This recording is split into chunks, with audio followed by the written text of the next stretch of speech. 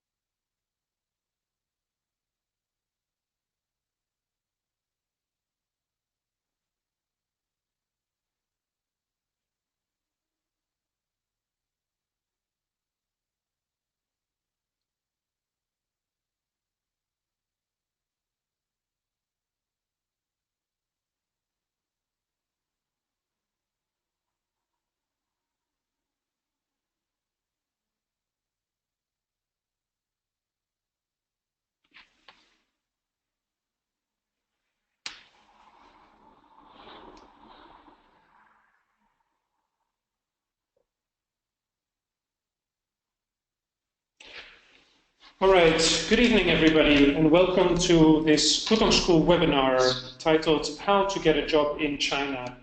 My name is Jan Bosteen. I'm the Managing Director of Putong School, one of the co-founders. Putong School started in 2005, offering both internship programs and intensive Chinese programs in China, both in Beijing and Shanghai. Tonight, however, is not about Putong School. Tonight is about how to get a job in China, which I assume many of you are interested in, otherwise you would not be joining this webinar. Today, we're going to cover the following contents. First, I'm going to give you all some basic information about China. Apologies to those who have been in China already and maybe know most of what I'm going to say, but it may still be relevant for some of you. Then the second part, I'm going to talk about how to get a job in China, how to get started, what steps you can take. Then we're going to look at the requirements that companies have in China to employ people. We're also going to have a look at what kind of companies hire foreigners and what kind of jobs you can do in China. And finally, a few words also briefly about life in China, wrapping up then with some Q&A possibility. Now, before we move on, because I see there's still some people entering the webinar, I would like to ask if everybody can hear me clearly. And if you can indicate so by raising your hand. So on the control panel that you have, there is a possibility to raise your hand. Okay, I see quite a few hands going up. Pretty much all of them, so that should mean that everybody can hear me clearly. If you cannot hear me clearly, you can always leave a message in the chat box, but usually this should be then due to your own settings on your computer, probably not something I can do anything about. All right. Now, before we move to just giving some basic information about China, about population, the economy, politics, and language, I would first like to ask you all a question, which is, have you ever been to China? And for this, I have put ready a poll, which I'm going to launch right now. So there's the poll. Have you been to China before? 5 options you can choose from. Nope, never been, but maybe we'll do so after this presentation. Yes, been there for tourism. Yes, been there for business. Yes, spent some time studying there, and yes, spent some time working or doing an internship there. I see already 84% of people have voted. That was very quickly. I'll give you just a few more seconds for the ones who have not been able to make their choice yet between the options. 89%, we're getting there. A few more seconds and I'll close the poll. Last chance to give your answer. Okay, there we go. Show you the results as well now. It's of course interesting for me to know who's joining this webinar, and maybe for all of you also to know who else is online right now. So I see a quarter of people have never been there, and hopefully will do after the presentation. Many of you, more than a third, have already been there for tourism. Some also in studying, also a third roughly, and another third actually did do an internship there already, or maybe even had a job. So if I look at it broadly, a quarter of you has never been to China. The 3 other quarters have actually been. Excellent. All right, back to the presentation. I have the second poll, which I'm going to launch also right now. Hide the results of the first one first. All right, the second poll is I would like to ask, who speaks Mandarin? There again, you have 5 different answers. You can only choose one of them. No way, dude, crazy language, way too hard to learn. See, there's a few people choosing that one right away. Others, once took a basic course, but forgot most of it. Third answer, I took a serious course in China and will improve further. Fourth, I can speak conversational Chinese and get by in daily life. And finally, I have intermediate, advanced level, maybe even native level, and get by in business. All right. A few more seconds for everybody. Okay, I see 90% has voted. 3, 2, 1. There seems to be 10% of people have trouble clicking on one of the choices. There we go. Close the poll. Here are the results. Okay, so I see a vast majority of you have at least already learned some Chinese. Most of you a basic course, and unfortunately forgetting much afterwards. Some also have been studying in China, and about 1 out of 10 of you could actually speak Chinese or use Chinese in a business context. Excellent. All right. Thanks very much, everybody, for these answers. All right. Now back to the presentation. Since actually 3/4 of you have been in China already, I'm going to go quite quickly through the information about China in general. So I'm going to skip this poll about China's population. Going through this quite quickly. So China, in 2012, had 1.3 billion people. This is increasing further. Currently might already have reached 1.4 billion. It's a little bit hard to actually get a hold on that for China. will increase further, but from 2030, actually, China's population is projected to start declining. Many different ethnic groups in China, but the main one is the Han Chinese, and these are also mostly the Chinese you will meet in big cities like Beijing, Shanghai, Shenzhen, and so on. There's, however, also a lot of minorities. The most famous ones would be Tibetan, the Uyghur, and the Mongolian. Some of these Tibetan Uyghur minorities live in Beijing, migrated to Beijing and Shanghai, but most of them still live in the original region where they're from. Now, a common expression rather to describe the people in China is 人山人海. For those who learned some Chinese already, you may have come across this expression. Literally, it means people mountain, people sea. So, in other words, mountains and seas of people. And this is what you can see on some of the pictures on this slide as well. To put that a bit into numbers, in China, there's 22 cities that have an urban area with more than 5 million people. That's, of course, huge. I'm from Belgium. The biggest city here is Brussels, about 1 million people. So, yeah, compared to China, that's quite a weak offer. There's 31 more cities that have more than 2 million people. So, in total, I see 53 cities in China that are bigger than the biggest city in my tiny country. And finally, 91 more cities also with more than 1 million people. So, this means that there's lots of cities in China where more than 1 million people live, but that nobody probably heard about. Yancheng, Zhanjiang, Tengzhou. The list is long. To be honest, I hadn't heard about these places either. But the jobs for foreigners in that kind of places are also quite rare. So that's maybe not the first place to start looking. All right. Now, moving to the economy. Before we go there, I have one last call for tonight, which is question how rich China actually is. There's a lot of confusion about this. A lot of different opinions, let's say, but of course we need to look at the facts for this. So the measurement I've taken here for how rich China is the GDP per capita in purchasing power terms. So purchasing power parity, which is what the PPP stands for. There's different answers listed here. You can choose one, you can choose also several ones. If I'm not mistaken, I've set up the poll such that you can choose several answers.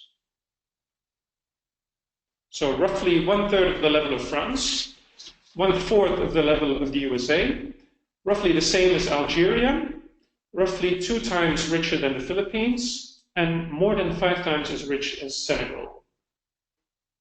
Give you all a little bit more time to vote.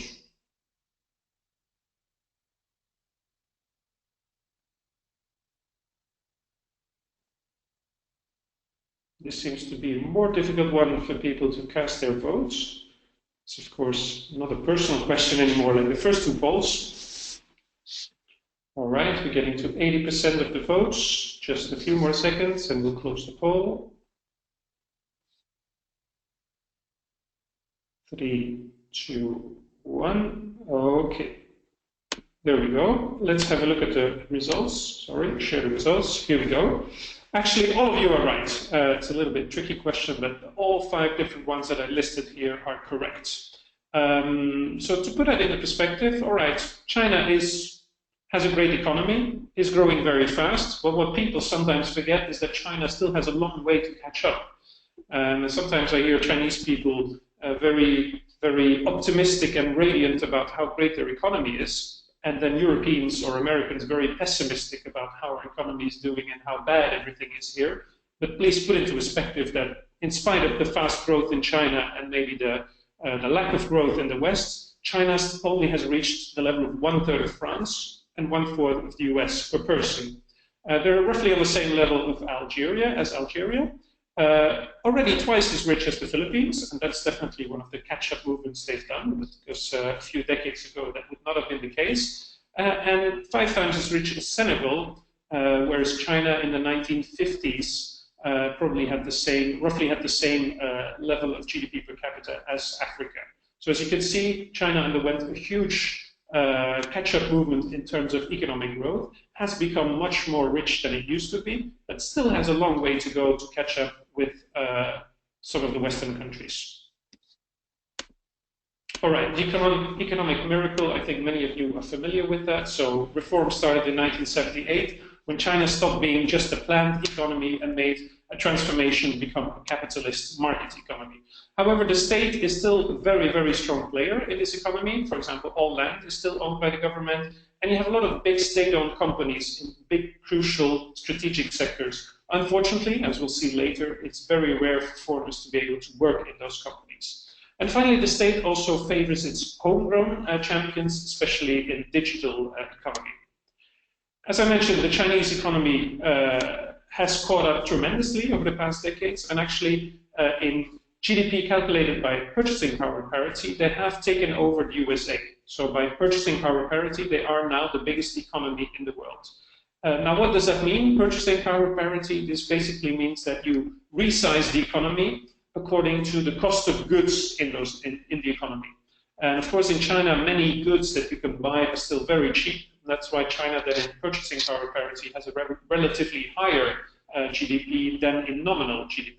But also in nominal GDP, based on the current growth rates, say 6.5 for China and maybe 2 for the US, by 2028, China would also catch up there. And then at that time become, without any question, the biggest economy in the world, whatever measure you would take. Again, still a far way from, for example, the level of richness in the US per person. Of course, in China, you have also huge contrasts between the richest cities on the East Coast, and then the more rural areas. And there's still 36% of people working in agriculture who have very low productivity, and this is probably where future growth can still come from, is that if these people can be included in more productive sectors, then Chinese economy could keep growing further. In Western countries, like Belgium, for example, there's only 2% roughly working in agriculture. Now, that said, China is facing a lot of economic challenges as well. And this is, of course, important for you to be aware of, because if you're looking for job opportunities in China, there definitely are a lot of opportunities, but China will also face a number of challenges the coming years. First one is that they need to make a huge transformation from an economy driven purely by exports and investments to an economy fueled by domestic demand. And this is something the Chinese government is also trying to support, trying to make this transition, but it's a very difficult transition. And China has been, you could say, addicted to exporting to the West for many decades, and also addicted to investments. So there could be new high-speed railroads, for example, lots of highways, airports, bridges, and also a lot of investment in real estate projects. And this is one of the next challenges of China, is a real estate bubble. Many observers, when they look at the Chinese real estate market today, really have a feeling that there's a very bubbly atmosphere, with housing prices sometimes rising 20–30% per year. Everybody knows that this is not sustainable, but still, as you can see on this picture, Chinese middle class all want to buy an apartment, and if possible, they will buy several apartments because they see it as a good investment. Now, of course, as long as prices keep going up, it is a good investment, but at some point, maybe the price will be completely disconnected from what the value of an apartment actually is and what Chinese people can afford. If the price of an apartment is completely disconnected from the actual wages, then at some point it just has to come down. So this is one of the major risks that China is facing today. A third one is corruption. This has been tackled in recent years by the new government under Xi Jinping, but it's a very endemic problem in China, which I think will take several decades to root out. And it's a problem for the economy because corruption often leads to bad allocation of resources. If some corrupt politicians get together with corrupt bankers and corrupt real estate developers, you sometimes end up with ghost towns, which exist in China. Basically, planners would decide, we're going to have a city here, we built 100,000 or more apartments, and a few years later, actually, nobody is living there. Quite a problem for the economy, obviously. Another challenge, the rising income inequality. Some people in China have gotten incredibly rich, especially through real estate, but also now in latest years with the digital economy. But there's still a huge proportion of the population that's living on pretty much $1 a day or a little bit more, and who need to get by just finding plastic bottles and sell these. Now, of course, if these people live side by side, that could really become a problem and lead to social unrest. And finally, and this is something you've probably experienced yourself when you were in China, for most of you who have been there, congestion and environmental pressure. That's, of course, been a price that China paid for this incredibly fast development of the economy. Now, in terms of politics, a few words on this. If you work in China, you're going to work in a communist country, right? Well, I think we need to put that a little bit into perspective. It's quite hard to find the right term how to describe China. Officially, it's the Communist Party who's in charge, but as everybody knows, the economy nowadays is more and more capitalist. But still, the Chinese call themselves socialist, and some even would refer to Marxist. I would say the Chinese are pretty much pragmatist, especially since Deng Xiaoping set in motion the reforms in the late 70s. His famous catchphrase was, "It doesn't matter if a cat is black or white, as long as it catches mice." And I think that summarizes pretty well the opinion, or let's say the approach to Chinese in terms of politics as well. It's a combination of a market economy with socialism, still under leadership of the Communist Party, with some Chinese characteristics, whatever that may be. It's very vague, but this is quite convenient for the Communist government. They can basically change the course that they're on in whatever direction they want. Now, the Communist Party has been in charge since 1949, when Mao Zedong liberated the country first of the Japanese and then later won the civil war against the nationalists under Chiang Kai-shek. And this monopoly on power has been pretty much uncontested over the past decades, with the exception maybe of the Tiananmen uprising. And it looks to me that this will remain uncontested in the coming years. Many people, in the coming decades even, many people have predicted the fall of the Communist Party. Personally, I think they will stay in charge as long as they can keep the economic growth at a good level, so that most Chinese people see their life standard increasing and manage to get jobs. The party has changed a lot, however. It used to be a totalitarian Maoist party where only one man decided everything. Now it's much more a party where there is actually a lot of democracy within the party. So from the outside, it looks quite dictator. Still like a one-party dictatorship, but within the party there's many different factions that fight against each other. The press has also changed considerably, from only having newspapers that would simply say what the politicians wanted to say, to more and more a critical press, at least for local issues. So it happens more and more that journalists actually do some undercover investigations and would denounce certain practices in the Chinese society. And of course, due to the internet and social media, Chinese have gotten way more freedom of expression than in the past. But again, these internet and social media is still very tightly monitored by the Communist Party. That's also why sites like Facebook, Twitter, and YouTube are blocked. Of course, if you live and work in China, you won't have trouble with that, because all foreigners simply use a VPN to get around that. But China blocks these websites not only for censorship reasons, but also to be able to boost its own homegrown companies in these areas. And finally, still a word about the Chinese language. There's one official standard language. Most of you had started learning Chinese already. That's Mandarin. Mandarin Chinese, that's the language you will learn. That's the language you will use. There's no discussion about that. Of course, then people ask, now, what about Cantonese? Well, okay, if you're going to work in Hong Kong, Shenzhen, or Guangzhou, the local language there is Cantonese, but most people still manage to speak Mandarin, at least higher educated people. All Chinese use the same script also. However, there's two different versions of this script. There's the simplified characters that are used in mainland China, because the communists decided to simplify them, and the traditional characters that are still used in Taiwan, Hong Kong, and Macau. If you want to actually reach the level to be able to read newspapers, you're going to have to study a little bit longer than most of you have done. You would need to know about 2,500 characters. I would say you need to study at least 1 year, possibly a year and a half for that.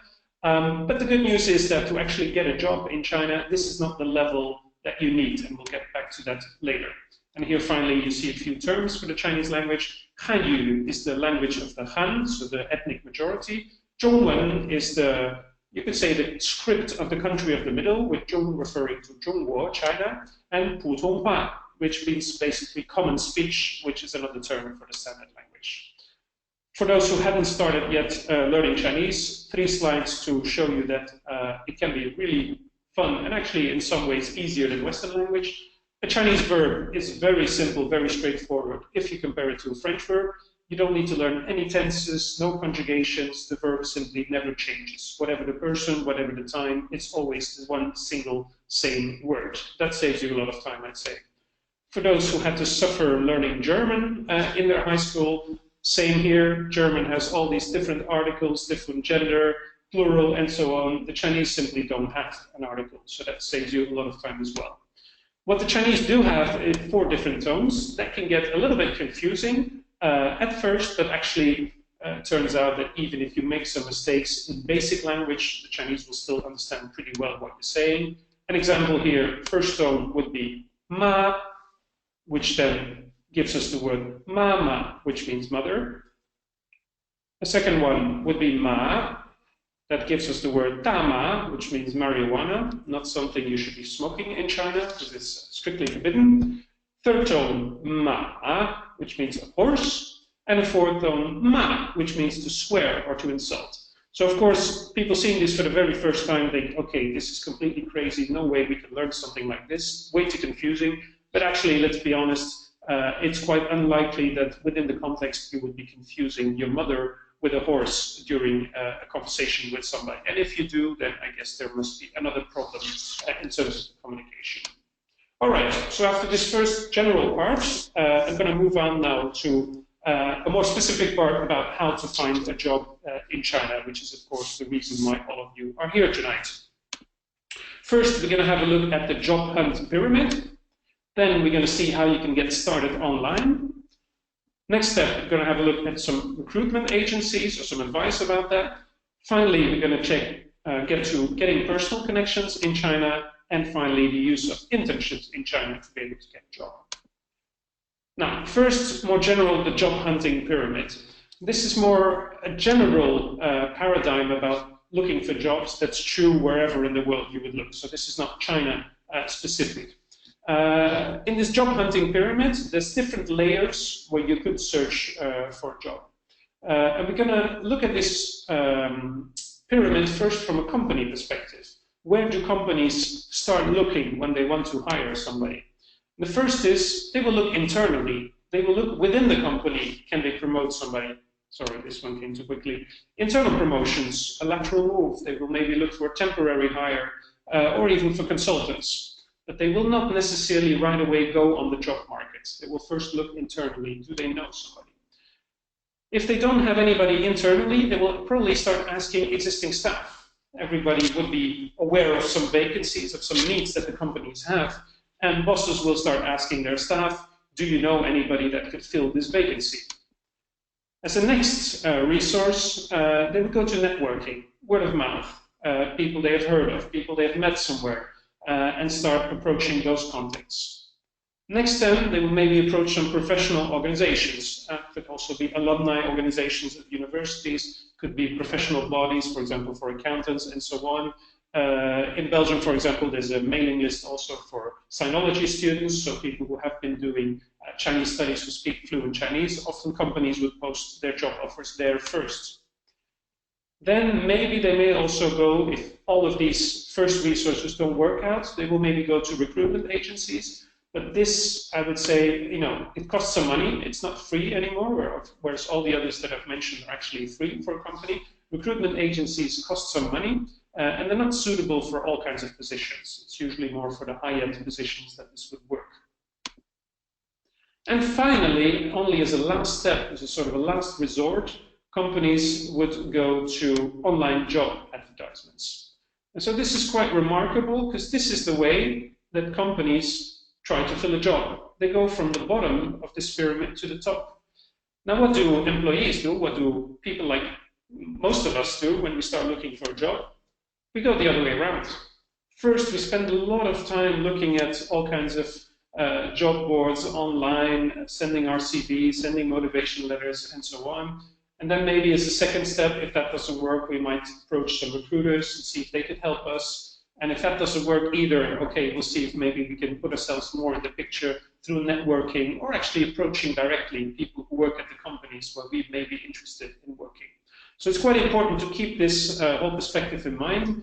If you look in the direction of a job hunter, this is of course understandable, it's natural, but please be aware that actually companies are looking completely the other way around, and that if you start with online job advertisements, you actually miss out on a lot of other channels that companies are using where maybe you're not in the picture at all.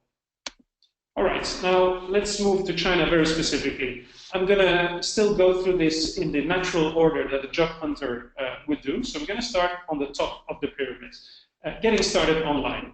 There's a few Chinese job sites that you could start scanning for offers, internship offers that you could find, job offers that you could find there.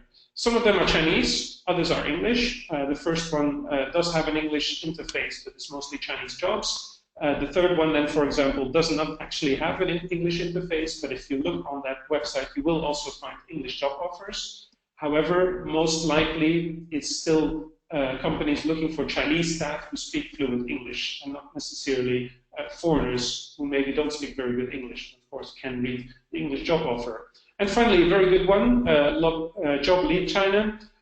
This one has only offers in English and may actually be a good starting point for everybody to just see what's on the market, what jobs are possible. Now I'm going to take just a little break now to check the question box. Okay, because I see a few questions there.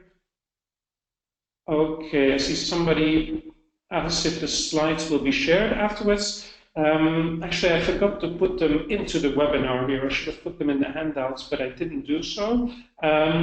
So I would say if you would be interested in getting the slides of the presentation, I will leave you my email address at the very end, or I'll write it now already in the chat box.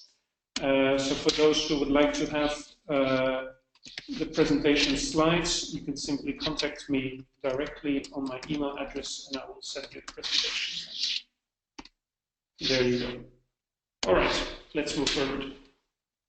The second type of websites that could be useful are so-called city-based websites. I have a few examples here for the Beijinger City Weekend, which is present in different cities, but also second-tier cities, like, for example, Tianjin or Chengdu or Suzhou, all have their own sort of local expat magazine, which can be a good starting point as well. I must say, though, that in very recent time, actually just over the past years, more and more of the online action, you could call it, has switched to WeChat. Actually, I should have launched a poll about that as well to see who's already using WeChat. Now, for all those who have been in China, and remember that was about 3/4, I'm pretty sure that you came across WeChat, and I'm pretty sure that you were quite intrigued by it as well, saw the use of it, and hopefully signed up for it. So WeChat can be a very good starting point as well now. Rather than going on these websites where maybe there is some action on the forums, it might be much better to sign up for groups on WeChat and get information instantly about what's going on in the cities where maybe you would like to go to.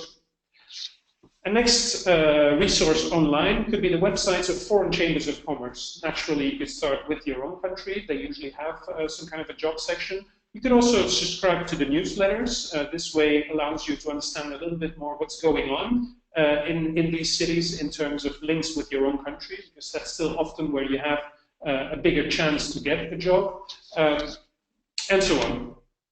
And finally, you can, of course, look at websites of companies directly. Multinational companies obviously usually have quite a good career section on their website. For smaller companies, this is not always the case, but they may still have.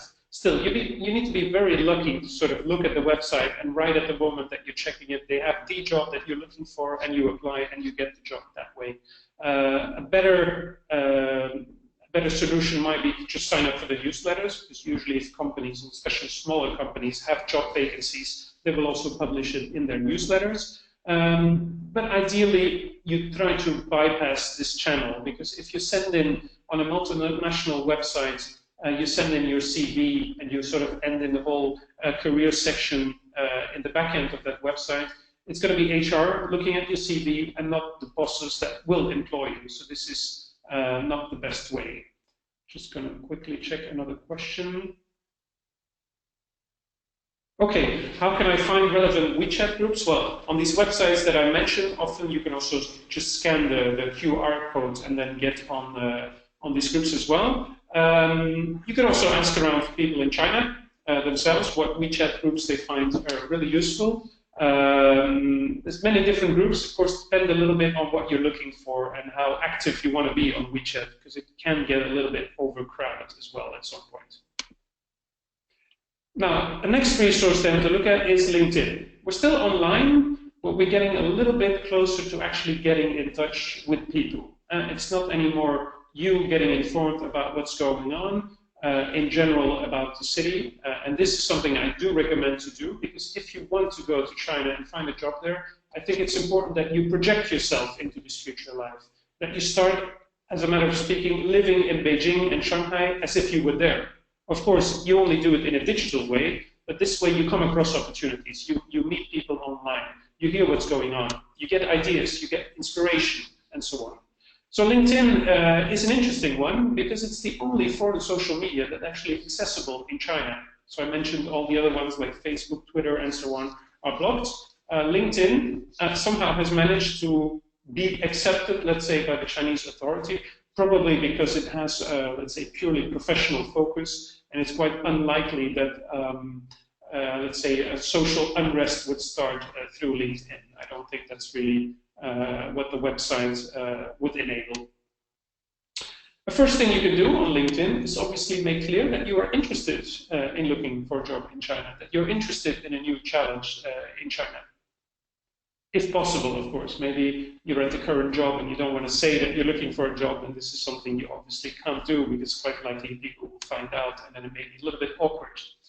The second thing to do is to start scanning all your contacts. Of course, you need to make sure you have enough contacts to start with.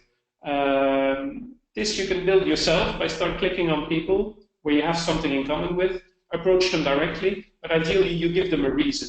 You say something nice about their profile, you give a reason why you want to get in touch, and so on. But within your contacts, you may already see actually quite a good number of people in China, certainly for those who have been there. So I hope when you were there that you took the time to also network, be aware of who you meet, and add these people on LinkedIn whenever you can.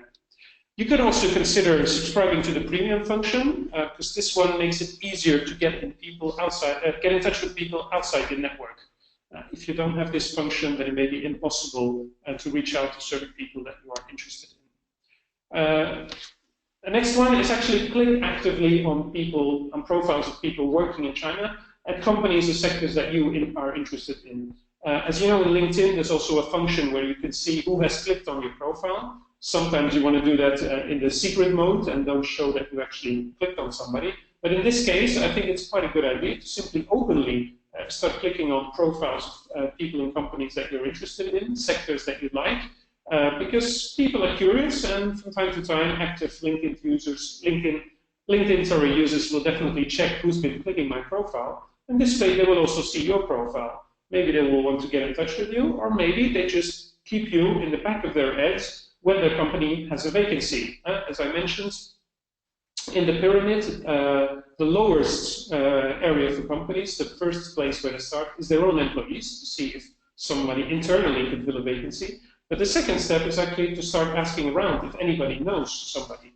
So this is a way to sort of get known, to get yourself a little bit more in the picture, to express, you could say, to the LinkedIn community that you are looking for a job in China.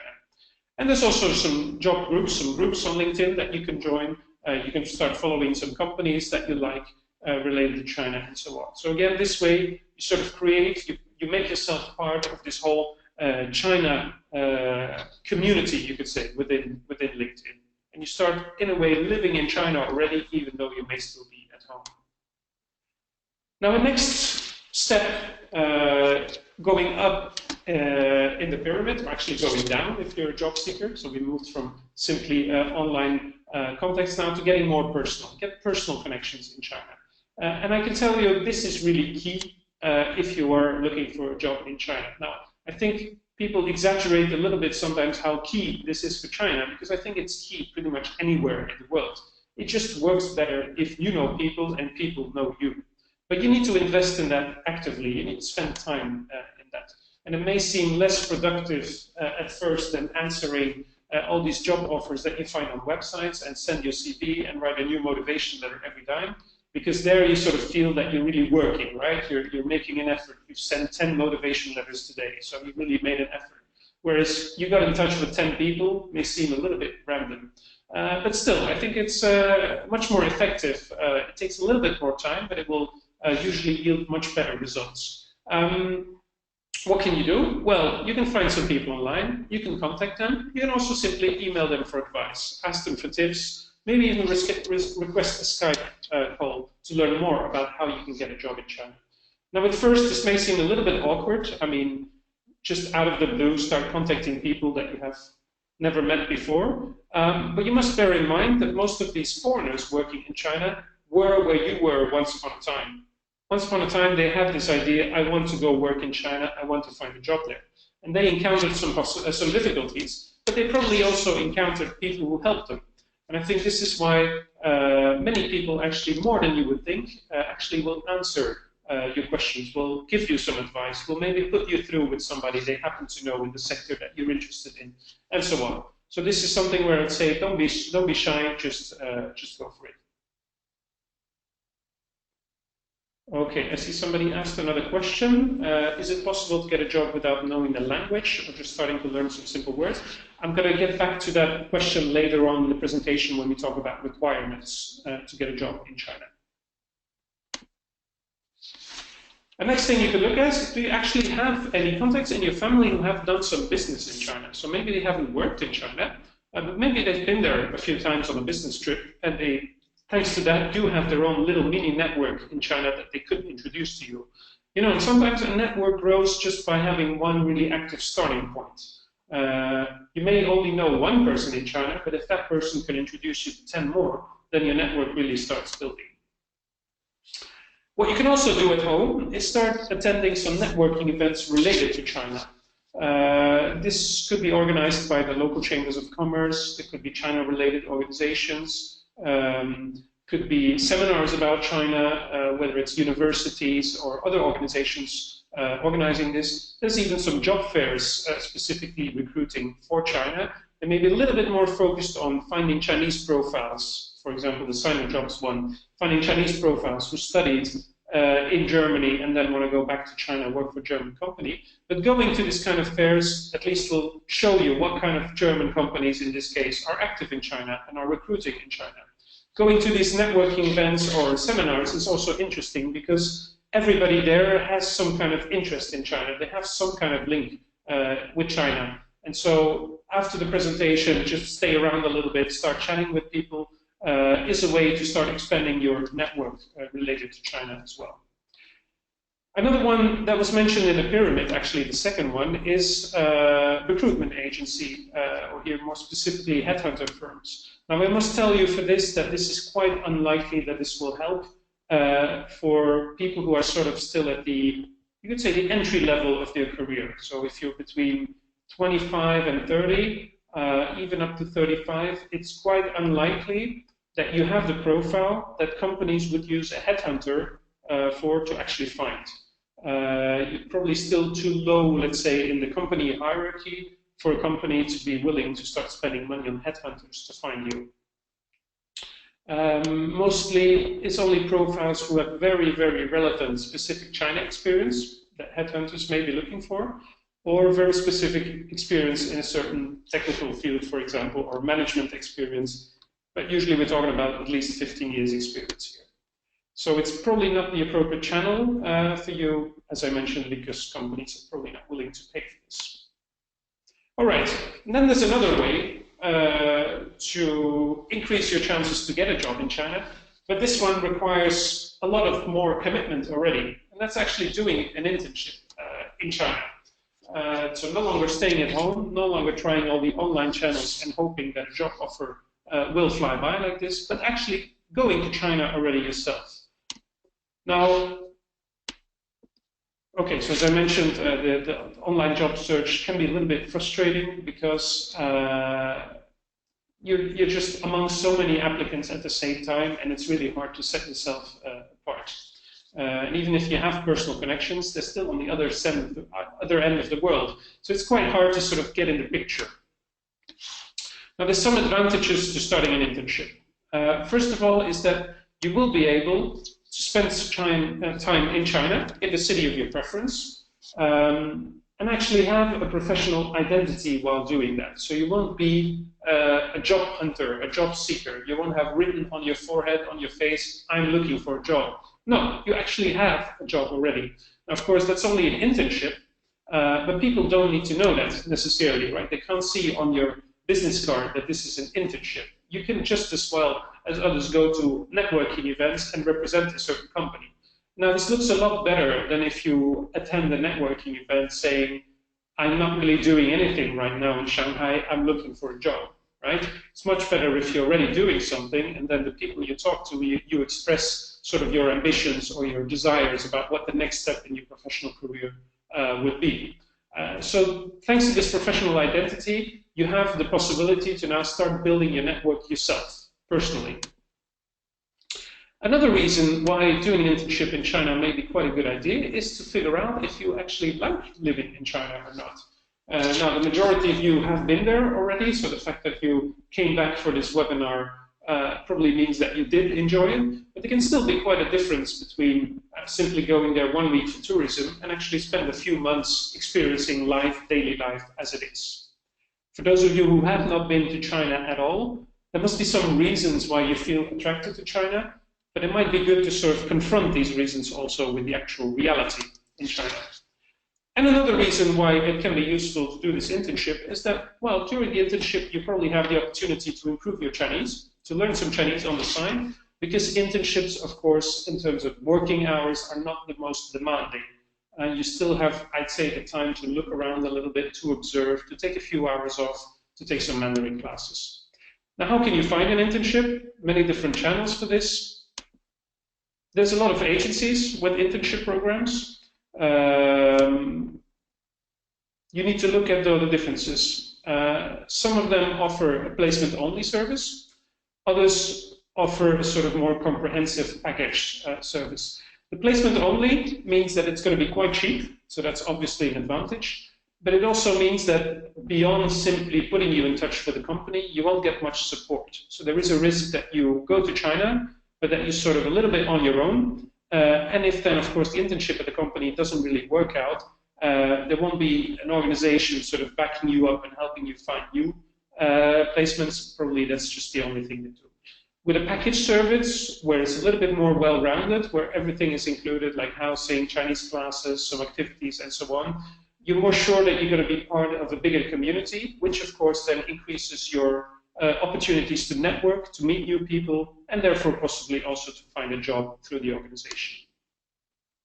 A very important aspect is to look at also, is the internship actually tailored to what you're looking for? There's some companies out there that offer internships without actually disclosing what company you're going to work for until you arrive in China. Now, this is, of course, risky business. It may pan out really well, but you may also really face a huge disappointment once you get in China and find out that the internship that you were hoping to do or that was described to you turns out to be quite different in reality. So here I would recommend and advise everybody to make sure you always know the company you're going to work with before you go to China, and that you get a chance to speak to them directly. If an internship provider is not willing to do that, then there may be a reason why they're hiding this from you. And finally, also look at the right price-quality ratio. There's a big range of offers out there. Some are extremely expensive, some are incredibly cheap. I'd say the extremely expensive ones, well, if you're paying that amount of money, the chance that you're going to be a little bit disappointed becomes quite big.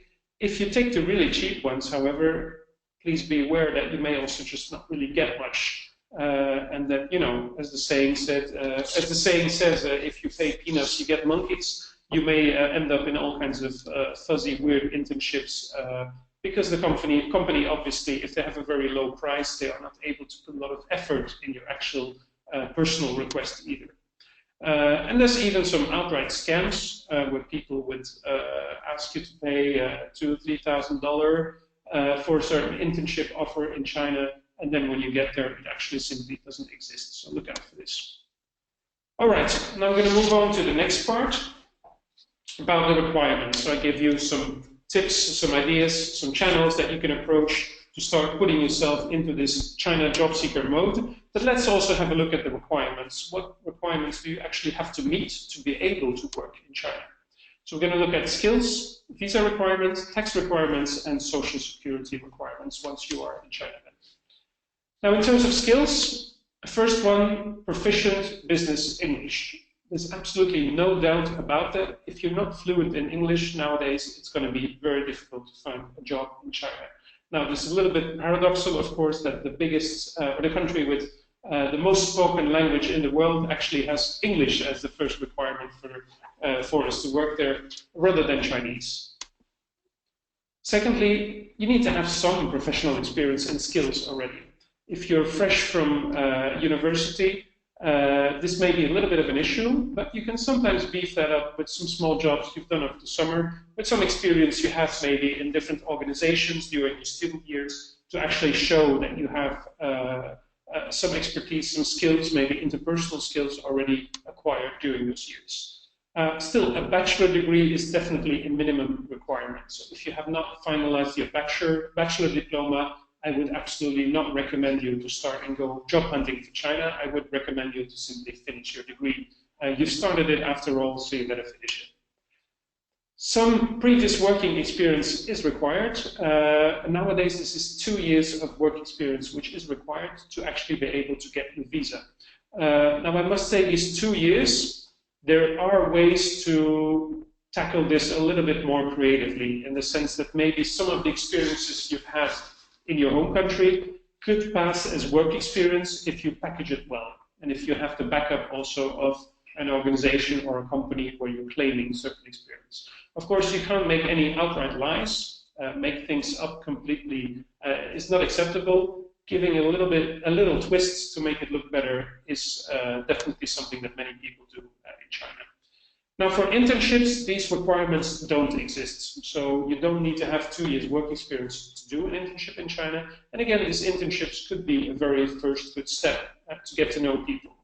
After the internship, if you still don't have that work experience, it may be difficult to get the visa, but you may then have a very clear perspective about where you want to work, or you may have really increased your chances to find a job maybe 1 year or 2 years later. So you may still need to go back to your home country, but at least you have gained this professional experience in China. This will look much better on your CV as well, and you have been able to build up a network that you can then tap into later again when you make the actual move to China, when you have enough work experience. Then the next one is basic Mandarin skills. So this was the question that was asked earlier on by Katarina. Definitely would recommend to have basic Mandarin skills. Nowadays, if as a foreigner you are looking for a job in China, but you can't speak a word of Chinese, you are, I would say, a little bit out. It just simply doesn't make sense. If you are eager to work in China, if you are interested to work in China, but you don't speak a word of Chinese, that's a little bit weird. Now, heavily paid expats who are sent from abroad for their high technical expertise, they can afford it, not to speak a word of Mandarin. But for younger job seekers, entry-level jobs, I think it's really important. Now, the reason is also that companies simply feel more comfortable to hire somebody who speaks some Mandarin already, because they know these people will just manage to get around much more easily in daily life, will feel much better in China, and clearly are making a commitment to working in China, to living in China. So this is, I think, a personal effort that you should do to signal to companies that you are serious about your career perspective in China, and that you are there to stay. You're not just there to do a job for 6 months and then move to India or move to Australia. No, you're actually interested to work there for a few years, and that's why you've learned some of the language. So I think it's a really important selling point. If you don't speak any Mandarin at all, you may be disqualified for certain jobs. Even though you have a good profile, companies may doubt a little bit how eager you are to get this job in China. Of course, you don't need to reach an incredibly high level. You don't need to be able to read newspapers or translate or interpret. That's not the point. But you need to have enough knowledge to be able to get around and be productive in day-to-day situations. I mean, if for every simple issue in China you need the help of a Chinese person because they need to help you translate something, you won't be very productive. You will be more of a burden to the company than a help. So it's very important that you manage to get around all these basic problems yourself by knowing basic Mandarin. Now, for internships, usually this is not required. Often internships are also done by students in their final years of the studies or right after their education when actually they haven't had the chance yet to learn Mandarin. But I would definitely recommend that if you do an internship, to start learning Mandarin during your internship, so that at least when you go home, you don't only have the job experience, the professional experience in China, but also start making your profile look more Chinese by having some basic Mandarin skills on there. Now, next one is interpersonal skills. China's economic infrastructure, you could say, is based on relations, on guanxi. So being able to deal very well with different contexts is really crucial in China. You need to be able to maintain good relations with a lot of people, whether it's your colleagues, suppliers, government officials, and so on, clients. This is key. You can't just operate on your own and just communicate through email or WeChat. You will need to meet a lot of people in person and build up personal relationships with them. Now, to some of you, that may sometimes seem like a waste of time. I mean, in some cultures, especially the more Northern European cultures, talking about Germany, Netherlands, also Scandinavia, there's a lot less time invested in relations in general. Everything is much more business-like, and so people tend to maybe see all these social contacts with colleagues, with clients, as maybe a little bit of a waste of time. But actually, in Chinese culture, this is very, very important, and this is a way to forge deeper relationship with these people. So do make sure that you invest some time in that, even though that happens after working hours. And finally, the intercultural skills. It's helpful if you have had some other intercultural experience in other countries already. So if you have, let's say, a more international looking profile, where maybe you did an Erasmus in Europe already, or if you're from the States, you spent some time in Latin America, this shows that you are somebody who's probably gained some sensitivity already to cultural differences and will be much better able to sort of navigate these differences while in China. Specifically, which is quite specific for China, is this, sorry, a little bit too fast, is the indirect communication style. This can be quite tricky for people who are used to very direct communication style, but Chinese often don't show the back of their tongue. So if the answer is no, they may not necessarily tell you no very directly, because they're a little bit concerned that maybe they make you lose face. If you blunt out tell somebody it's not possible, well, how does the other person react? It's not very nice to hear. So they may say something more vague, like, okay, we'll look into it, or it should not be a problem, I will check with my boss. But actually, if you read their body language, if you sort of read between the lines, you may understand that actually it won't be possible, and that this is just a very polite way to tell you. So this is a sort of sensitivity you will develop over time in China. Now, the visa requirements. For internships, I'm going to be very frank with you, it's a little bit of a mess. Until September 2013, it was very clear, actually, on the Chinese visa regulations. Internship was mentioned clearly under the F visa. And so back then, with a simple invitation letter of a company, you would be able to do your internship. Nowadays, it really depends from country to country whether invitation letters from companies are still accepted. The reason is that there is a lot of suspicion that interns sort of are illegally employed, and so that it's a way for you to work in China, so you should actually get a Z visa, you should actually get a work visa. But again, this depends from country to country. In some countries, like for example Belgium and Netherlands, I know it's extremely difficult. In other countries like Scandinavia, Spain, from my experience, it works more easily. A shortcut around that, however, may be to go to China on an X2 visa, where so your official purpose for visiting China is short-term study, and then you combine the short-term study, this could be some language classes, with then actually doing an internship. You're still a little bit in the gray zone, but it will be more easy for you to actually get the visa. For jobs, you need a Z visa, which is the work visa. Now, this is not easy to get, and it's not getting easier. There will be a number of required documents that you need to submit for that, but usually your company, if you get a job, will help you through this whole process. So the things mentioned here, the medical examination, 2 years of work experience that you need to prove, your CV in Chinese, diploma officially translated, and so on. There's agencies helping with that, and if your company has some experience with hiring foreigners, they will have somebody internally working for HR who will help you through this process. If you're the first foreigner working for the company you're at, you may recommend them yourself to actually find an agent helping with them. because otherwise there's a risk that it's going to take months and months because they somehow don't seem to be able to navigate the procedure.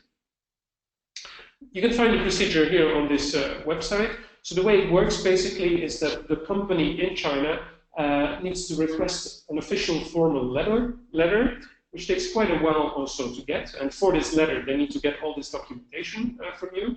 Last time I checked, I think this notification letter takes 15 working days to actually get it. So as you can see, already 3 weeks later then from the very first steps, then this letter will be sent to you. With this letter, you can go to the embassy and they will give you a Z visa, but with only 30 days of stay, which you then need to convert into a residence permit once you are in China, and then you're set for staying at least 1 year, which can then be renewed at least 2 times. So as I mentioned, some agencies provide this service. Now recently, there's been new changes announced again for the visas. They have been changing quite a lot in the past years, and to be honest, it's quite a headache for people like us, for companies like Putong School, helping people to get to China, because the rules change all the time and they're not implemented very rigorously or very consistently between different countries, and sometimes even between different people at the same embassy. But so from October 2016, the Chinese government wants to start a new system where it will put foreigners into 3 different categories. Just a moment, I'm going to take a little sip of water, as I've been talking at quite a high speed, non-stop, until now. All right, so 3 different categories. Category A, the foreign experts, they will get easy access to work visa, but for people, let's say, these entry-level profiles with just a few years of work experience, it's quite unlikely that you will be seen as a foreign expert. This is more high profiles. Next one, the foreign talents. This is where most of you, I would imagine, would find their place. So there, it's definitely possible to get a visa, but more and more they sort of put in extra obstacles where you need to prove that you really, really are needed in China.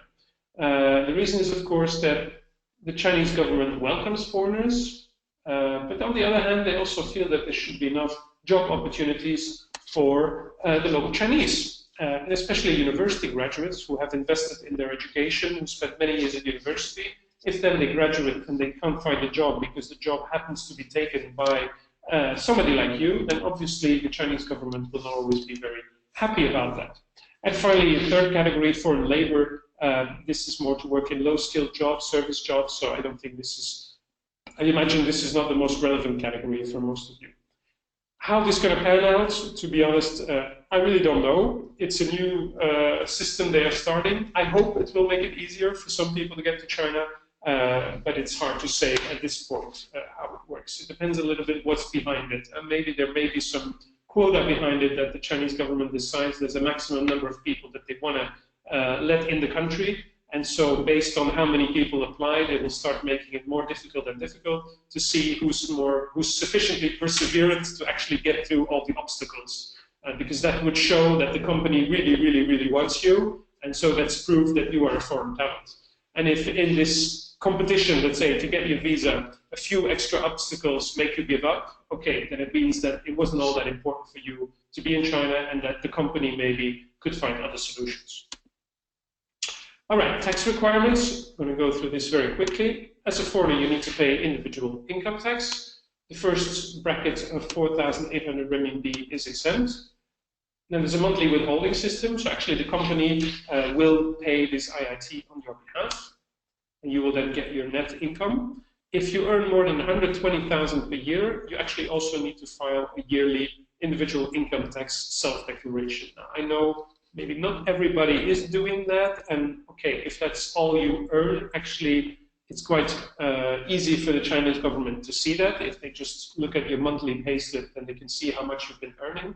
But this is more if you have other incomes that are not within your monthly salary, you should declare them here as well. Here you find a website where you can do your income tax calculator. So there's quite a complicated formula that determines then for each level of salary how much individual tax there is. And a rule, and maybe not for you right away, is that if as an expat you've been residing in China for more than 5 years, you actually It's a very good idea, and most expats do that, to take a 1 month interruption before these 5 years, because otherwise the rule says that you would be taxed on your worldwide income. So if then you're doing some other consulting jobs in other countries, or even have rental incomes and so on, in theory, the Chinese government could tax them. So it's better something to avoid. All right, then social security, finally. For an internship, there's no social security. What I do recommend is to make sure that you have your own private medical and liability insurance so that you can make use of foreign hospitals in China should you get in an accident or have some very serious health issues. Cost of these programs is usually about $80 to $100 per month. Some countries also, you would be covered still for a few months by your own insurance from your home country. So this is something you need to check out depending on where you live. For jobs, there is a new social security law that went into effect already in 2011, but I'm very critical and sarcastic about that, if I may. The idea is that there is a sort of social security network developed for foreigners, but the cost is really high. As you can see, for a gross salary, a company would have to pay another 40% on top of that for your social security. And I'm just not really clear what that social security is about, because in my understanding, a social security, okay, could be to build up your retirement, but the rule is that you need to work minimum 15 years in China to actually get a retirement from China. Now, I don't know many foreigners who have worked 15 years or more in China. There are some, but they're really rare. And finally, also, social security is often maybe unemployment benefits, but I have not seen that work yet in China. To my knowledge, it doesn't exist. If you're out of a job in China, basically you need to leave the country.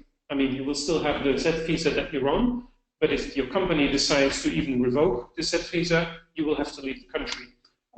Usually companies don't do that, and you still have some time to stay longer. But if you don't have a job, you just need to leave China. You can't stay there as an unemployed foreigner. All right, part 4, last part before then some small bits about life in China. What to expect? What kind of jobs do foreigners generally do? What kind of companies? What kind of functional areas? Different modes of employment, salary expectations, which I'm sure everybody of you is interested in, and as I mentioned, finally, life in China. So how many foreigners are there in China? It's estimated a few years ago about 600,000. However, there's been a reduction in foreigners over the past few years for various reasons. Pollution, especially Beijing, that's been an issue, although I must say that I found the last times I've been there, and I go there about 4 times a year, I did feel that there have been some improvements, but whether that's structural still remains to be seen. Stricter work visa regulations, I just mentioned this, days that the Chinese government sort of welcomed just any foreigner to come to China are over. The reason is, of course, that the economy is slowing down and that you are a potential competitor for Chinese profiles. Costs in China have also increased, so that means that some manufacturing companies are now relocating to Vietnam or other Asian countries where they can produce more cheaply. There's a lot of high-profile, well-educated Chinese who studied abroad who are returning and in many cases replacing foreign expats because they're much cheaper. And China has become more expensive, especially the first-tier cities like Beijing and Shanghai. As you can see from the statistics here, so the one on the left is from 2010, so it's getting a little bit old, but I couldn't find a more recent one.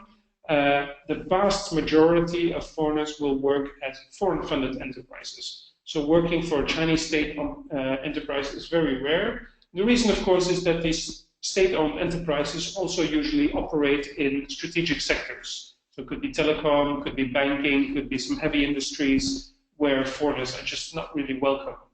In terms of nationalities, you see a breakdown here. So, of course, it's East Asia, Japan and Korea are well represented. United States, and then the biggest country in Europe, the biggest countries in Europe, rather, Germany and France, Canada as well, and then some Asian neighbors like Vietnam, India, Myanmar, and so on. Which cities are the favorite cities for foreigners to go to? I should have actually put a poll up for this one as well, but I forgot to include it before the presentation. From the people that I talk to, the students that I talk to are interested in going to China. Obviously, Usually, Shanghai is the #1 choice. It just has the biggest, makes the biggest impression on foreigners, you could say. Looks most international, is also most international. It has the biggest amount of foreigners, so in terms of job opportunities, that's also where people start looking. But there's a few other second-tier cities that offer quite good opportunities nowadays. Especially Shenzhen is a city where you could find jobs more easily than many people think. And also some of the other cities like Hangzhou are really gaining steam and becoming more international and therefore attracting also more and more foreigners, which then creates often new jobs for foreigners as well. The kind of companies that hire foreigners, I just mentioned it, mostly international companies. So the chance that you will be employed by a 100% Chinese company is quite rare, unless you speak absolutely fluent Chinese, and they are looking to expand to international markets. Within the foreign companies, it's mostly multinationals, or it's on one hand multinationals, but multinationals usually employ more expats. Expats, I mean people who send from their home country with a certain experience from within the firm that the company wanted to implement and use in China as well. They are less active in local hiring. This is opposed to SMEs, who simply can't afford to have expats. This is way too expensive for them. And therefore, they are much more active on what I call the local job market for foreigners in places like Shanghai, Beijing, or Shenzhen. But these companies decide very quickly, and they really choose people that they know. They often can't afford to wait 2 or 3 months before somebody will actually be able to get their job, their Z visa, and get to China and start working. They want to recruit somebody who's there locally already, and then of course, to get the Z visa, you may still need to go home, but this would be a shorter period, and you can continue working for that company while you're at home as well, maybe. So it's quite, let's say, rare. I wouldn't call it rare necessarily, but it's less likely that these companies will hire people who are not in China yet, because there is quite a big pool of potential foreigners that they could recruit from locally. Then for Chinese firms, there's one category, I think, of Chinese firms that will increasingly start hiring foreigners also in China, and that's the Chinese firms that want to globalize, and that have a brand that's now a household brand in China, but for whom the next step is to start moving abroad. Could also include companies like Baidu, Alibaba, and so on, who are starting to eye foreign markets.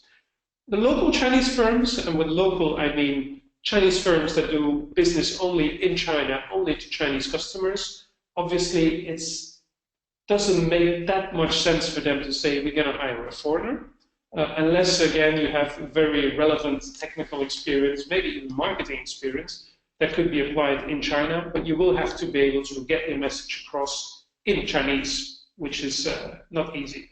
There is a little risk there. Some of these companies may be looking to hire a foreigner, but actually when you start working there, you realize that all they wanted was just to have a foreigner to show off to maybe some clients, some other business contacts, but actually you would not be doing there anything other than showing your face from time to time and show that you can speak Chinese, right? So this is maybe not the most interesting jobs either. The functional areas where you can work, marketing and sales is the most popular one. Especially, of course, companies targeting the local expat market. But if you speak Mandarin, then a foreign face with Mandarin skills can sometimes also be an asset for Chinese companies. But again, you need to speak really good Chinese. So the ones, only the 11% of you who answered that you have intermediate or even advanced level of Chinese would comply with this requirement. Finance, accounting, and law. There's quite a lot of opportunities as well. This is, of course, related to China being part of the international economic chain, the industrial production chain. So companies producing in China need to link up then also with the accounting departments abroad, with the legal affairs abroad, and so having a foreign eye there looking at things can be much appreciated. All right, IT. There's a lot of young Western IT companies in China, but not necessarily Western, it could be Chinese as well, who work for Western clients often, and who actually, well, they have a lot of needs for programming, programmers, or people who know a lot about networks. And whether you're Chinese or foreigner, it doesn't really matter too much, because also the Chinese staff in those companies will have to be able to speak decent English and will be able to communicate in English. All right. All right, so what's life like in China, to wrap up? Most of you have been there already, some maybe only for short trips. First thing that comes to mind for me is actually fun. And this may be surprising to those of you who have not been in China, because of course in Western media, we still have a little bit this image of China being a little bit of a scary country, communist country, where we don't really know how to find our place as foreigners. But actually those who have been there, I'm sure you had a lot of fun. China is also relatively safe, certainly if you compare it to big metropolises in the United States or in Europe, definitely in Latin America. I would say China is incredibly safe, and also for foreigners, maybe especially for foreigners. If the Chinese want to commit a crime, they will probably not target foreigners, because the trouble they could get into could be double. It would be sort of an embarrassment to their country also that they attack foreigners. So this is very rare. There's a huge difference between Beijing and Shanghai on the one hand, which are the most international cities, and then the second-tier cities, more in the interior of the country, like Wuhan, Chengdu, Xi'an, and so on. The number of foreigners in those smaller cities is, of course, very limited, and that also means that you get a very, very different life experience. So you may have been in China, you may have been to Beijing, Shanghai, really enjoyed it, but maybe if you go to these second-tier cities, you will experience life in a quite different way. And of course, it's nice to be a foreigner in China. Everybody will call you Lao Wai, which is a very polite term, nothing badly intended by that. And I would say Chinese people are generally very open, very curious, very interested in foreigners living and working in the country. So in general, there's a very friendly atmosphere towards foreigners, certainly if you manage to speak some Chinese. But life in China can also be very overwhelming. Everybody going there will go through ups and downs. At the beginning, everything is great, it's fun, it's fantastic. After a few months, maybe you start missing home a little bit. You start getting annoyed more and more by certain typical things in China. For example, pushing in a queue, or the noise that you have everywhere, or the sort of group sentiment that you have on many occasions. So it will take, you could go through a little crisis, but after some point, you adapt to that again, and you start enjoying life again. All right, I see that we are way past the hour mark already, so maybe this one, I'll really go through it very quickly. See a few images here of what is different in China. This is made by the artist Yang Liu, who lived both in Germany and in China. As I mentioned, these are maybe the things that after a few months start annoying. In the beginning, they're quite interesting, they're fun, but after a while, queuing, like you see on the first picture, or having restaurants with noise levels, like on the second picture, may stop being very pleasant, and you may start longing for something that you're a little bit more used to in the West. Now, what's different in work life? This is maybe more relevant. The first thing is that there's a very different sense of hierarchy in China. Europeans, Americans, Western culture were quite used to flat hierarchy, so it means there's a quite close relationship with your superiors, and nobody really puts themselves above the others. In China, it works much more like a pyramid. So the one on top of the pyramid is also really the one in charge, will take the decisions, and everybody below will follow this very diligently. Second thing that can be a little bit annoying is the indirect communication. You think A, you say B. In China, you sometimes need to go through a lot of hoops and a lot of detours before you actually get to the point. But this is something you need to go along with. It's the Chinese style. It's also a way to build a relationship, to see how they can communicate with you, how they can solve problems with you, rather than simply going from A to B right away, the way Germans would do. A third one then is in terms of dealing with problems. According to this artist, Germans, when they see a problem, they face it and they go through it. Chinese have a tendency to go around the problem. A reason is that putting a problem on a table, confronting a problem necessarily means that you will probably make somebody lose face. because somebody was probably responsible for the fact that something was going wrong there. And being the one, then being the messenger who sort of brings that to the table, is not really a role that you should be very envious about. So this explains why it usually makes a lot more sense to walk around the problem. But obviously in companies, that leads to a big structural issue if nobody's willing to face the issues and actually name the issues. And the networking, this is a nice one, I think, to wrap up with. Mentioned that many times in this presentation, networking is really key. In the West, of course, we network as well. People have connections as well. But in China, it's really on a whole different level, and it's much more complex, much more tricky. Having your contacts means also that there's sort of a relationship of mutual favors that you need to do to each other, and knowing somebody who knows somebody, you need to then find the right approach to get to this secondary or tertiary contact through the person that you know already.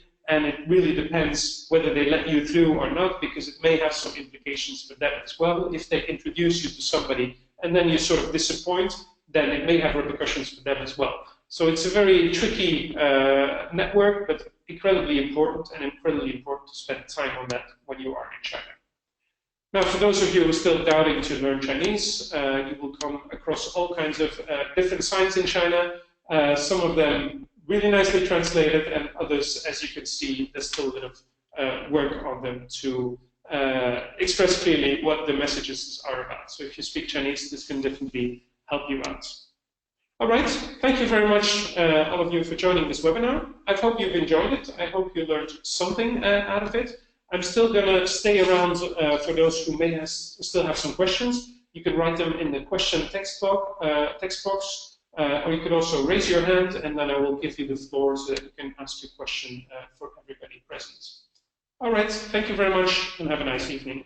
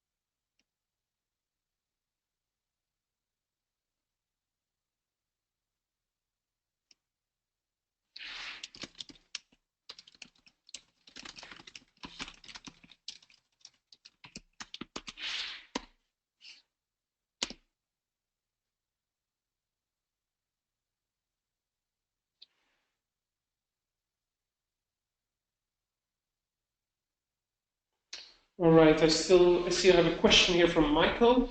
Well, there's been quite a few questions, but I'm answering privately so far. For those who are still around, so Michael asks if it's possible to get the recorded version of the presentation as well. I have recorded this webinar, but I still need to see if that happens successfully and how heavy the file will be. So this we'll know in a few days. I'd say also just contact me personally, and if I have a good recording, I will gladly send it to you.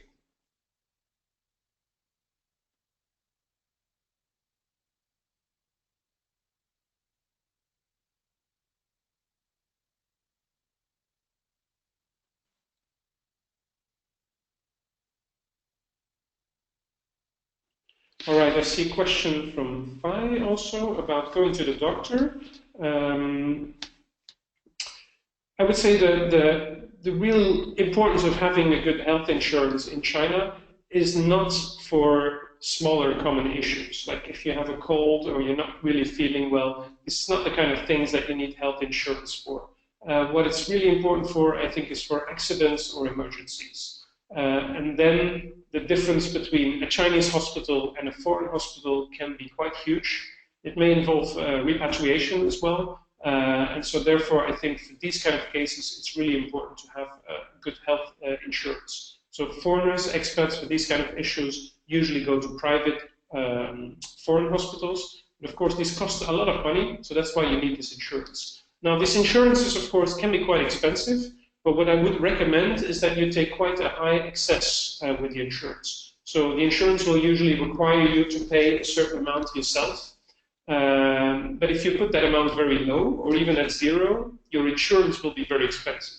If you put that amount at $100, maybe even $500, then basically the insurance will also cost a lot less. The reason is that an insurance company that knows that you are willing to spend the first $500 yourself knows also that you will be really careful, that you will not go to the doctor just for anything, because you know the first $500 you have to pay yourself, and that you will only use this insurance for really, really emergencies, which are quite rare. So that's why you can get a much better rate on your insurance. Now, for many of the jobs, definitely ask with the company where you're going to work also if they have an insurance plan for the employees. At Hudok School, for example, we do have one, and I think many other companies also offer a plan as part of the remuneration package.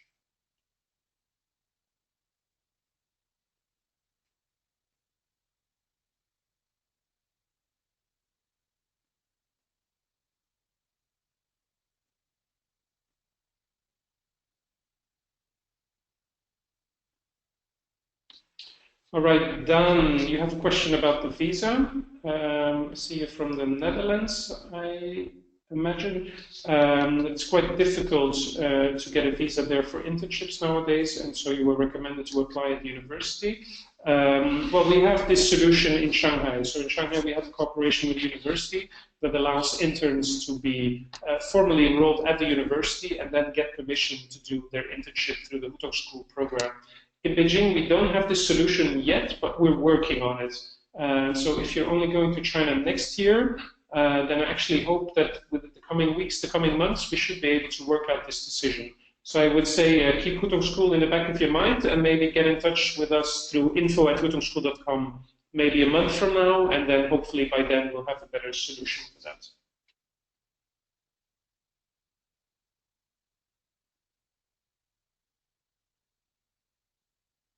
Okay, another question, Phi, about going to the doctor. I mean, smaller issues, I mean, basically, you're not feeling well, you ate something wrong, and therefore you have, let's say, diarrhea for a few days. You know, all these kind of things, they pass. So to actually have an insurance that would then cover your doctor visit, that's maybe going to cost $100, I personally find that a little bit of waste of money. Uh, these are not serious issues. These will go away. And if they don't go away, okay, then you do need to go to a doctor, obviously. But whereas in the West, maybe for these kind of things, you would go to a doctor quite quickly because it doesn't cost much. You may get some good advice. In China, I wouldn't go to an expensive private hospital if that's just the issue I have. So I don't know if I express myself clearly, more or less.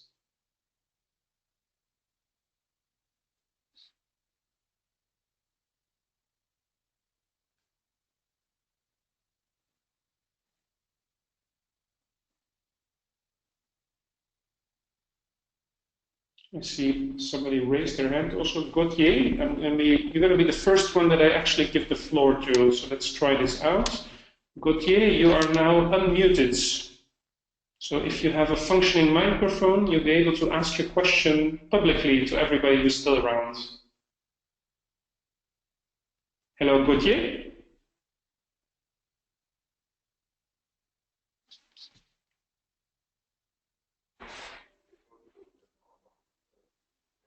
Hello, Gauthier. I I can hear a little bit of noise now, but I can't hear you say anything yet.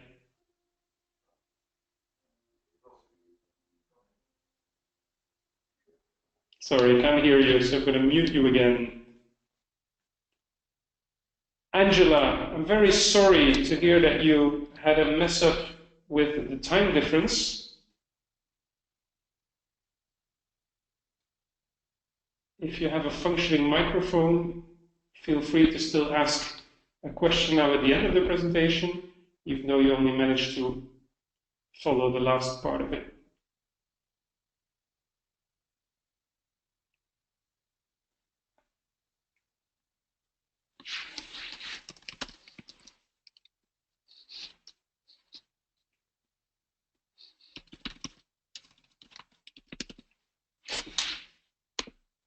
There's about 10 people left now, so if I want, I can actually all put you on unmute, and then you guys can set up a conversation if you want.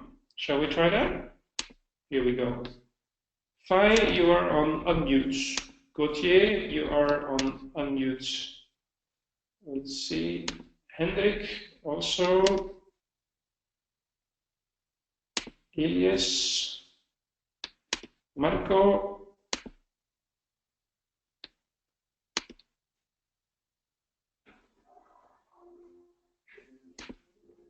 Michael. Let's see. All right. So maybe those who are able to use a microphone now, feel free to maybe briefly introduce yourself and explain why you're looking for a job in China.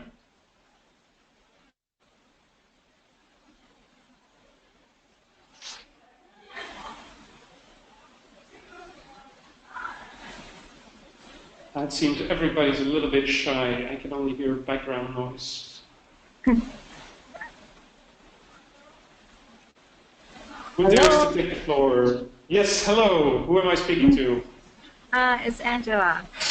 Hi, Angela. You called in from Canada, I see. Yeah, I'm from Canada. Sorry, what's your name again? My name is Jan. Oh, your name is Yang. Oh, okay. You are Chinese, I see, or from Chinese origin? Yeah, I'm actually Chinese. Okay, but you moved to Canada. Yeah, so my story, hello everybody. So my story, I moved to Canada when I was 16 on my own. I just came here to study and then I graduated and then applied for my immigration. So I have my citizen here in Canada now. Wow, congratulations. Thank you very much. It's a very hard and long process. But I learned so much, and I'm currently studying business in Toronto, Canada, and this is my last semester. I haven't been back to China for New Year's, so I was thinking maybe going back to China next year for Chinese New Year and also do some internships. Good idea. Very brave of you to leave China already when you were just 16 and go and find your luck on the other side of the world. Yeah, thank you. But you know, when you're young, you don't know anything. So that's why you're brave enough to go outside. Yeah, probably. Yeah. But then when you grow up, there's so many concerns about security, everything. So I'm lucky. Okay. But so you're looking to go back to China now and get a job there? Not like full time, maybe just 1 month, 2 months, and then I have to come back to Canada. But I want to have a feel like how is it like to work in China, like my hometown, right? Where's your hometown? My hometown is Nanjing. Nanjing? Okay. Yeah. You think now, having been overseas as a Chinese, that you have good prospects of finding this kind of job in China? For internship, I really don't have an idea how to do job search through internet because, like for the Chinese websites, it's like a lot of job openings, but I don't know, like I've never done that, so it's a bit hard All for right. me because I've been away for so many years, and I know it's still very competitive to apply for a job in China. So, and especially for me, Absolutely. I'm looking for a short-term internship. So, You still have a lot of family and friends living in Nanjing. yes, I do. I think that could be the best place to start, because indeed to apply for an internship among the crowds with everybody else might be a little bit tricky. Okay, so it's like through network, like what I have. Through your own personal network, but you could also consider some of the internship programs that I've talked about during the presentation. Of course, these are aimed at foreigners really who want to gain professional experience in China. But since you Oh, are fluent in English and bilingual, it could mhm. also be a possibility for you because this could give you a chance to work probably at an international company, which Oh, might be I see. harder if you just go to the Chinese internship offers that you can go through. Okay. But do they have any offerings like just 1 month or 2 months? Absolutely, there's this possibility. I mean, I can't speak for all of them. Wooton School, for example, you can start your internship from 1 month already. Of course, then it's Oh, quite a short experience, mhm. and it's more interesting if you can stay a little bit longer. I would recommend minimum 3 months, but it's possible. Absolutely, Okay. All right. Thank you so much. you're welcome. Yeah, I'll probably leave some time for other students. All right. But everybody, let's see, if there's anybody else who would like to discuss something publicly, I would say now is your chance. Otherwise, I'm going to mute everybody again. I'm going to stay around for 5 more minutes. So if you want to leave another question in the question box, feel free to do so. And then I hope all of you will, let's see your dream come true of finding this job in China and continuing your career over there. Have a very nice evening, everybody. Thank you.